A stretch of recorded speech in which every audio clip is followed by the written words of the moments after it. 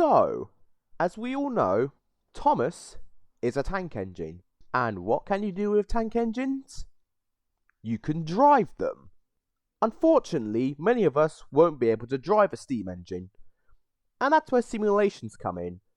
There have been a lot of train simulator games in the past, so naturally, you would think Thomas would fit in there. However, looking at Thomas's history, it's very hard to find something where you can actually drive Thomas from one line to another. Now, sure, people have ported Thomas to stuff like Train Simulator, but those are by fans. In terms of official content, on the other hand, there's next to nothing. So imagine my surprise when on the 5th of February, this game was announced. Thomas and Friends Wonders of Sodor. An official Thomas Simulator game. This game did catch my interest almost immediately. And I've been following this game very closely up until its release date of March the 17th. When I finally got to play this game for the first time. I also really wanted to give my thoughts and opinions on this game, which is what this video is for. This video will go over the first impressions I got from this game, what I think of all the modes in this game, do I recommend it overall, and did I enjoy myself with this game. Sprinkled in this video will be little segments that I recorded when I first played this game, so you'll be getting my first raw reactions of this game. Here we go! Whoa! Whoa! Whoa! Whoa! Okay, I flew completely off the line. A full uncut version of this first recording will be uploaded to my Yoshi Station Lang Play. What the fuck?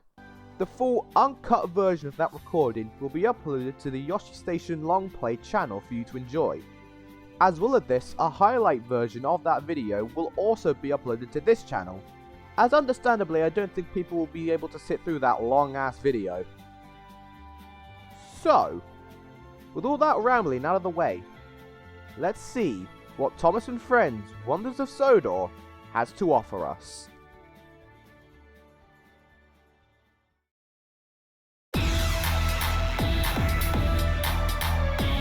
So I think one big question we all have here is, how did we get here to start with?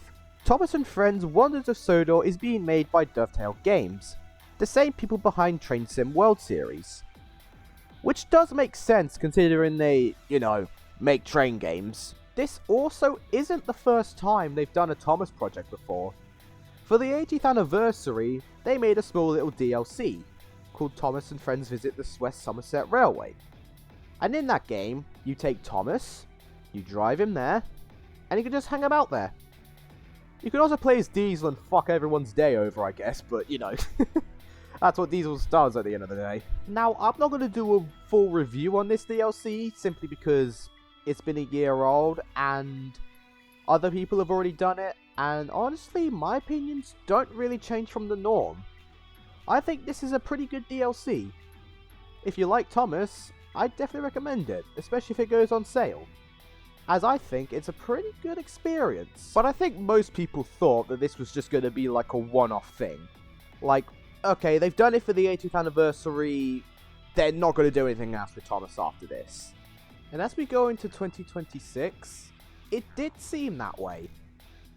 That was until February 5th, when, out of nowhere, they just announced this. To say the community had a bit of a freak out, it would be a bit of an understatement. It's like that scene from Cars where Luigi sees a Ferrari and he just loses his shit. Punch me, Guido. Punch me in the face. And I'm not gonna lie, the first thing I did when I saw this game was announced was speed run to Steam to wishlist it immediately. I'm also quite impressed with how many systems this game is launching on. Apparently it's going to be releasing on Steam, the Epic Game Store, Xbox One, and the Xbox Series S and X, PlayStation 4 and 5, and Switch 1 and 2. So, as this person politely pointed out, there isn't a Switch 2 version of this game, but it is going to be on Switch 2 via backwards compatibility on Switch 1. Kind of like how Xbox 360 games are backwards compatible on Xbox One. I think that's close enough to a Switch 2 release, I think. That's a lot of systems for what's essentially a train simulator. And I'm here for it. In this game, you can also take control of 5 engines from the TV series. You can drive Thomas in this game, because Thomas has to be here. A Thomas game without Thomas is like a Mario game without Mario. It's illegal. Diesel also makes sense to be here, because, you know, he was in the Train Sim World DLC, so it would just be dumb not to use him in here. There are also 3 new characters to this game. One of them is Percy, who I'm really surprised wasn't in the original Train Sim World area. And then you've also got Emily, who makes sense considering she's like the female representation of the show, so it just makes sense to have her in here. And finally you have Gordon, who again makes sense because who the hell's going to be in charge of the express runs? Percy?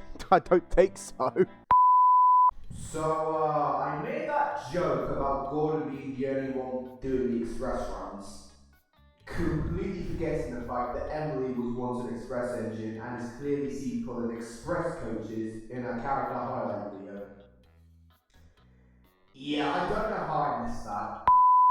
And those are all the characters you can play in the base game. The game itself costs 30 quid for the base version. This contains the main game, the 5 characters, and the new game modes in this game. But if you want a little bit extra, for 40 quid, you can buy the deluxe edition. In this one, you get 4 more stories, a new piece of rolling stock, and you get a whole new playable character. That character being James.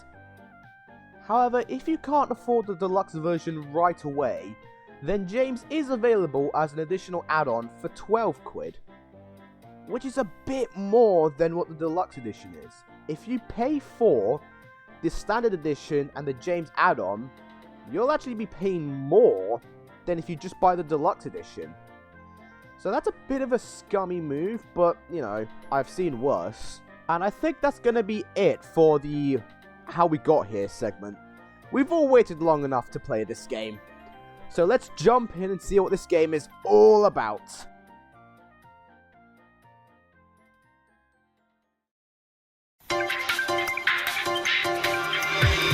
So the first thing I noticed when logging onto this game was this nice map of the island of Sodor, giving you a nice little area of where you can start. Now the game expects you to start at Farquhar. There you are given a tutorial on how to drive Thomas. However, as I found out, that was completely optional, as you can just jump straight into a story scenario or explore mode if you want. You can just skip the tutorial and go straight to a story. Which is what I'd done. I went for Thomas and Gordon, and I got a bit too excited when racing Gordon down the main line. Oh, nice mile-an-hour speed limit, let's go, boys! I did eventually go back and play the tutorial, but, you know, jumping straight into Thomas and Gordon was also fun. And if you know how the controls work, it can be fun. Speaking of the controls, they're quite easy to understand. But I did kind of struggle a bit at first. In Train Sim World, there were 2 options. For example, you can press the RT button on an Xbox controller to go forwards, and the LT button to go backwards. However, in Wonders of Sodor, this has been changed so that the RT button is to drive the engine, and the LT button is to stop the engine. And using the RB and the LB options, you can press the buttons to change the regulator from going forwards, or backwards, or just in the middle. Now this wasn't too hard to sort out, it was just more so the fact of I needed to find out what control I was on before starting the story mode. Now there are ways you can figure it out, you can look up Let's Plays online or, you know, play the fucking tutorial first, but, you know, the controls are easy enough to understand. One thing I also do like is the way the engines control. It doesn't feel like you're out of control of the engines. And if you do end up making a mistake, it's usually your own fault and not something that's out of your control. There are some exceptions with like game bugs, but for the most part, if you derail in this, it's more than likely your own fuck up than the game just deciding to just do that. I also like how this game looks. This game manages to ride that middle line of being realistic enough it manages to ride that line of realistic enough to the point where it feels like you're there, but also captures the Thomas vibe of like, this is a Thomas game and not a full train simulator game. But okay, those are just first impressions and other shit in the way. They're not the only parts that matter about this game. What can you actually do in this game?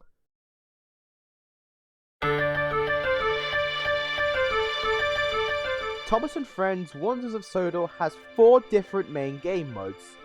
The first one is Story Mode. This is one of the main game modes in the game. No shit, I already said that. This is one of the main game modes that was advertised at the very start. You can play out different scenarios on the island of Sodor, whether they be original to this game, or retellings of the Railway series. Speaking of these stories, they are really fun to play through. There are 8 main stories in this game mode. If you buy the deluxe edition, you get an additional 4, so you got rounded up to 12. So 12 total stories in the game is not that bad. A reasonable amount to start things off with. Then you've got the timetable mode. In this game mode, you can take a character, pluck out a random service, and play out that service. This would be really fun if you're like into real railway like timetable stuff. And even as someone who personally doesn't really care too much about that sort of stuff, this is still really fun to play with. It's nice to see a different side of these characters, or like show that they're actually engines and not fucking Looney Tunes shit. And then there's Explore mode.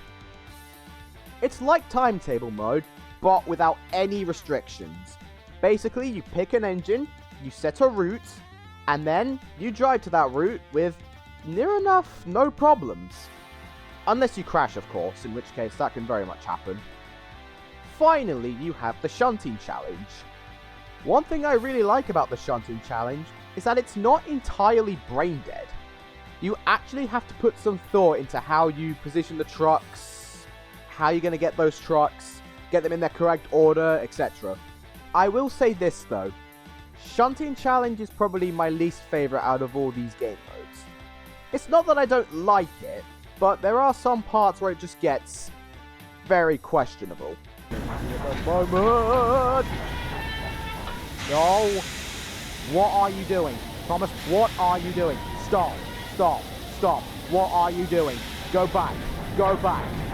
What are you doing? Get the fuck back to the way you were. Oh no, have I screwed myself over? What? God. Yep, I've screwed myself over. And those are all the main game modes in the game. Overall, this is a pretty good selection for a 30 to 40 quid game. And I'm honestly looking forward to seeing what they're going to do with these game modes if they decide to expand this game. Because the potential is there.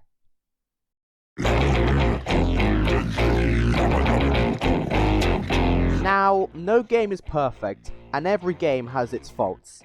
And this game has a few things which kind of irritate me. Some of it a lot, and some of it not so much. And that's what this segment's for. This segment is going over all my problems I have with this game, big and small. First up, I'm not really a big fan of how every time you go in a tunnel, it forces you into cab mode. And it's really not helpful by the fact that there's literally no light in the tunnels. If you don't turn on the flashlight in your cab, this will be your point of view. Where the hell am I? I cannot see shit. Yeah, this doesn't look very fun, does it? In Explorer mode, you have to set a route to your destination. Otherwise, you will be stopped by red signals. But the controls aren't very clear. I struggled to try and get Explorer mode to work for the first time when I first played this. It took me watching a YouTube video to figure out how the hell this works. And that shouldn't be a thing that I should do for a Thomas the Tank Engine game. I wish it was a bit more clear on how to do that. Otherwise, I can see people getting stuck in Explore mode very easily. While playing the game for the first time, I did notice a few times where the game just freezes.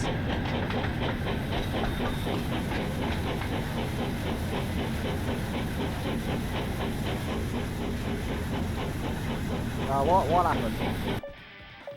The game just froze. I don't know why it froze, but it did. And I don't like it. Usually, this game abides by some form of realism. But when it comes to crashes, it doesn't matter. Oh. Okay. Nope. But I'm not gonna knock this too hard, as it can produce some funny moments. And a bad physics engine doesn't always mean a bad game. Cars Racer Rama is my favourite Cars game, and that also has a bit of a wank physics engine. Be free! Adios, cara! Not bad, I'll give you that one. And I'm sure some of these gripes might annoy some people, and some of them might not. But for the purpose of a fair review, I figured I would include these to make this review balanced. And that is everything I want to say about Thomas & Friends' Wonders of Sodor. Now I know there's some bits of the game I haven't mentioned. For example, I've not mentioned the collectibles you can get in this game. Let's get going. The sooner we finish collecting all this mail, the sooner I can get back to my shed. Oh, that's a nice photo actually. That's a nice poster. Okay. I found something, but I wanted to get my main thoughts and feelings on this game through this video, which I have now done. So overall, do I recommend this game? Of fucking course I do. This is a great game. I love this game. And quite frankly, it's probably the best licensed Thomas game ever. If you are going to get any version of this game, then I'd personally recommend the Deluxe Edition, as it gets you everything in the game as of right now. And it saves you a little bit of money too. But if you can't, the standard version of the game works perfectly fine. It's basically the same version of the Deluxe Edition, just without James. And that's where I'm going to leave this review video. If you enjoyed this video, please like and subscribe. This is a different type of video for this channel, and I hope it does well, because if it does well, I might do some more games. Currently at the moment, I'm thinking about doing a retrospective on the Cars THQ trilogy, as Cars is turning 20 this year, and I want to do something to celebrate the anniversary. If this video does well, and if you like this video, then I'd recommend checking out that video when it comes out. But until then, thanks for watching, and have a good one.